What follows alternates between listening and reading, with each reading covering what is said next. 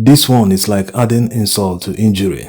Tinubu is blaming Nigerians for the massive suffering his policies brought on them, telling Nigerians that they were living fake lives before he came to power, that the cheap petrol and petrol subsidy they were enjoying would have brought Nigeria's economy to its knees, and he came to power at the right time to prevent Nigeria from going bankrupt. Tinubu made this statement at the convocation ceremony of Federal University of Technology Akure in Ondo State. He was represented by the Vice Chancellor of University of Ilorin, Professor Wahab Egbowole. In part of the statements, he said, "As you are all aware, we took the baton of authority at a time when our economy was nosediving as a result of heavy debts from fuel and dollar subsidies. The subsidies were meant to support the poor and make life better for all Nigerians. We are all aware of the fact that the poor and average Nigerians were the sufferers of what was supposed to give them succor and improved standards of living. Unfortunately, the good life we thought we were living was a fake one that was capable of leading the country to a total collapse unless drastic efforts were urgently taken. The need to salvage the future of our children and bring the country back from the brink of collapse necessitated the strategic decisions to remove the fuel subsidy and also unify the exchange rates. This is ridiculous and coming from a man who protested against petrol subsidy removal about a decade ago. He has done his worst. He has removed petrol subsidy, increased the price of petrol, floated the naira. He has inflicted the damage already on Nigerians. Why is it necessary to rub it again on our faces? Why? And there's no other person living a fake life more than Tinubu himself. This is a man who bought a new presidential jet worth more than 150 billion naira. This is a man who spent a whopping 90 billion naira on Hajj alone. Hajj that will not add any value to Nigeria's economy. He wasted all these billions on frivolities, and all of a sudden he realized that Nigerians are suffering. That's why he went to G20 forum in Brazil and started begging for handouts. Yes, is that not fake life? You waste all your money, the little resources you have in your country, you waste them on frivolities and turn around to world leaders and start begging for grants and loans. They will be laughing at you. Look at this one, the little money you have, you cannot even spend it judiciously. Now you realize that little children can't go to school, that the government doesn't have money to buy them one egg a day or a meal a day in school so as to entice them to continue coming to school. All these problems are there waiting to be solved, but rather he's spending money on personal aggrandizement, buying a new presidential jet when he could at least fly first class, yes, or even business class.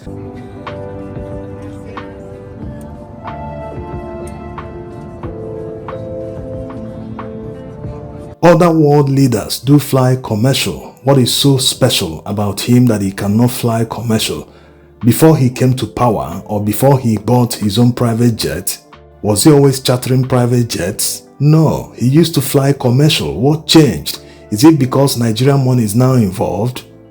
The way they spend this money, you would think that Nigeria is a very rich country, not knowing that Nigeria is the poverty capital of the world.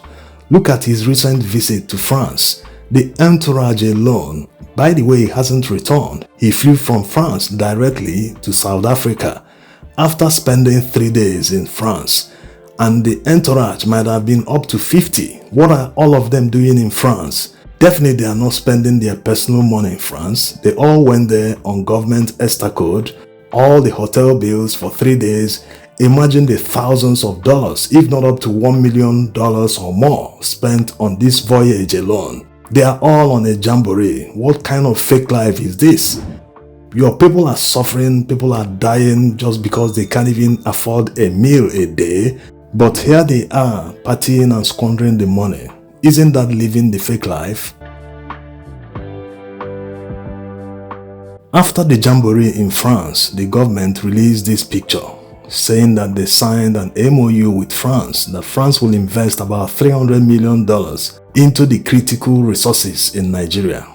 The term critical resources is very ambiguous. They need to come clean. They need to publish the entire MOU so that Nigerians can see the actual natural resource France wants to mine in Nigeria. And isn't it strange that Nigeria is embracing France, inviting them to come and invest in Nigeria at a time Francophone countries are giving them the boot, terminating mining contracts with French companies, also terminating their military agreements with France, which will force them to close down their military bases like Senegal and Chad did a few days ago.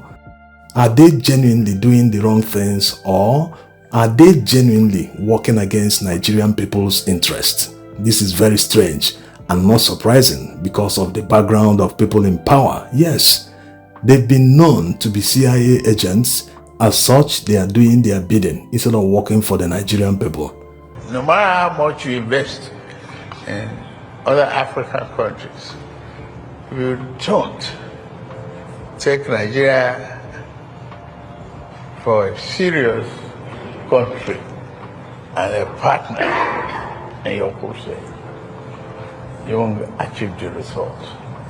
Nigeria is ready to partner with France so that we will have a very robust security operation that will stop migration. When will this grand delusion stop? When will this deception stop? Do they really feel that after destroying Nigeria's economy, after devaluing the Nigerian currency, and after diminishing purchasing power, that foreign investors will come and invest here? Do they really think that this was how China, Vietnam, and other Asian tigers started? Did they start out by wiping off their middle class and destroying their economy so as to encourage foreign investors to come and invest? They will now say, they have cheap labor. Let me go and take advantage of the cheap labor. What about critical infrastructure needed for manufacturing? They still don't get this. If you don't have that basic infrastructure, you don't have the good roads, you don't have power supply, which is critical to any development, any manufacturing, any fabrication. If you don't have that steady power supply, you are going nowhere. No one will come here. It is expensive to manufacture here. Right now, cost of living is more expensive in Nigeria, more than in Western countries, not to talk of Asian countries. So there is no headway. This is grand delusion. No manufacturer will invest in a country where he is expected to generate his own power supply, provide his own water supply, and possibly construct a road leading to the factory site. No one will do that. It's expensive. It's not competitive. Finished goods will be so expensive that it can be shipped and sold for profit at a competitive price in Europe or other markets. No one will do that.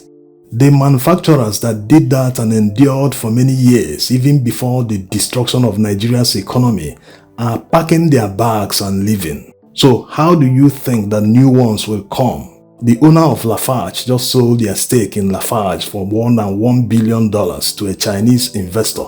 They did that, yes. Imagine how long they've been in Nigeria, but they are leaving right now. You can say, they can't compete, the Chinese will do better and all that. All these are showing that our environment is very hostile. If people are leaving your economy, leaving your country for other places, it means something is wrong. It also means that something bad happened recently, because the kind of exodus of companies we've experienced the past year alone, it has never happened in Nigeria's history, unless maybe during the Civil War. Yes, come to think of it, all these companies endured the years of Buhari administration. Despite 2 recessions, they endured all these years, but they can no longer endure just 1 year of T-Pain. So you can understand that something is structurally wrong. Something is wrong with the policies. No country, no market, no economy can survive what this man did to Nigeria's economy. You cannot increase the petrol price from less than 200 naira to above 1,000 naira, more than 500% increase, and you think the economy will survive. It doesn't happen. Even Western economies will crumble if the same policies are applied there. As if that was not enough, he floated the naira, which is another word for devaluation. By how many percent again? He met it at about 460 naira. That's the official rate. Now, since the unification of the naira, is now over 1,750 naira to $1. And with all this, they still have the audacity to blame Nigerians that they are living fake lives. Oh, well, it's not their fault. Since Nigerians can take anything, they never react to anything, the people punishing them with hunger and suffering will continue to do worse in the future because there's no consequence. People don't react to anything. There's no pushback. Rather, they adjust to the situation. So since there's no pushback, there's no reaction, it's like an incentive to them to do worse in the future. Thanks for watching.